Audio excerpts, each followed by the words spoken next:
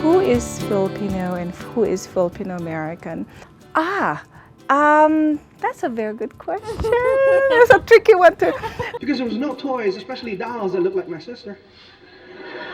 So what did she have to grow up with? Whatever Barbie color came out, you know? Like when her friends came over, oh man, they had Barbies that looked like them.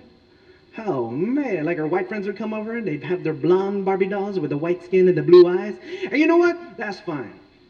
Then when her black friends came over, they brought over their black Barbie dolls with the long, stringy hair, deep black and the ebony skin. And that's fine. There was nothing in between for my sister. First of all, what was a Filipino back then? Filipino girls, we didn't even register on the radar.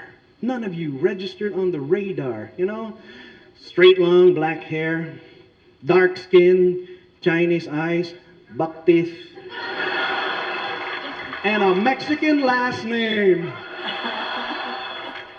And the reason I got my first job was pretty obvious.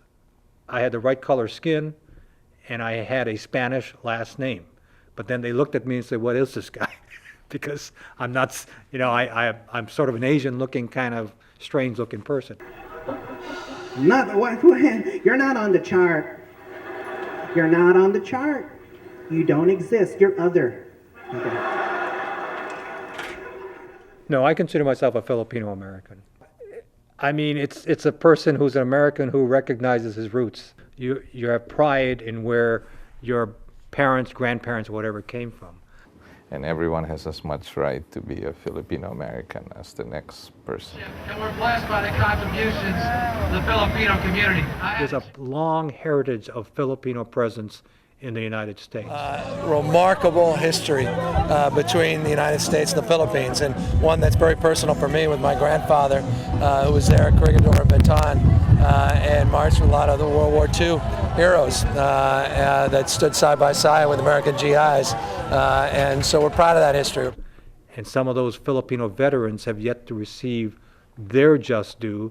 They were promised certain things by the American government, and that has yet to happen. We're not a political force, so employers, whether in the private sector or the public sector, can feel free to discriminate because there will be no recrimination. They don't have to pay a penalty for discriminating against Filipinos. Every immigrant goes through the process of discrimination, language, and all of that. Man, there's this thought in our community that having dark skin, you're gonna have a harder life in our community. It's like, no way. No way. We're all equal. Right? No way. Dark skin, no way. You're not gonna have a problem. No way. But it was true. It was true. Especially my sister, who's a little darker skinned than me. All right, she's hella dark. Oh, my mom would just get into her. Joy, you're so dark, Joy. Oh my God, Jesus Christ, you're so dark, Joy. You're so dark. Look at your skin, you're so dark. You're too dark, Joy. You're too dark. No one is going to marry you. Nothing comes unless you fight for it. And many in our community, a lot of students, don't have the identity as Filipinos to fight for a Filipino identity. You know, in other words, to fight for something, you must have that identity to want to fight for it. So if you grow up without that identity, what are you going to do to fight for one? You only get things, accomplish things, if you do them yourself.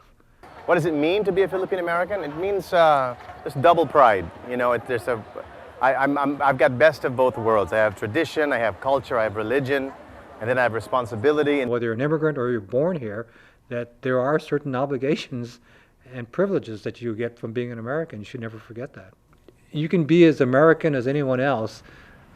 What you have is loyalty to this country. I'm already an American citizen. So my first priority is being an American citizen. I pay my taxes here and I vote. When I became an American citizen, that was the first time I ever voted in my whole life. very important for people to always remember where you came from, where you've been, as opposed to always dreaming about where you're going, you know? Then you'll really enjoy where you are. Appreciate your culture, to be proud of what it took to make you what you are. You can't get to where you're going if you don't know where you came from. So I'm very proud that when I was in the Philippines, someone wrote me a message and said, you know, you're an American, but you're Filipino, and Philippines will always be in your heart. The pride in one's culture, in one's ethnic identity, that's what it means to define oneself as a Filipino American. Return to a land called Paraiso, a place where a dying river ends. No birds dare fly over Paraiso, no space allows them to endure the smoke that screens the air, the grass that's never there. And if I could see a single bird, what a joy. I try to write some words and create a simple song to be heard by the rest of the world. I live in this land called Paraiso, in a house made of cardboard floors and walls. I learned to be free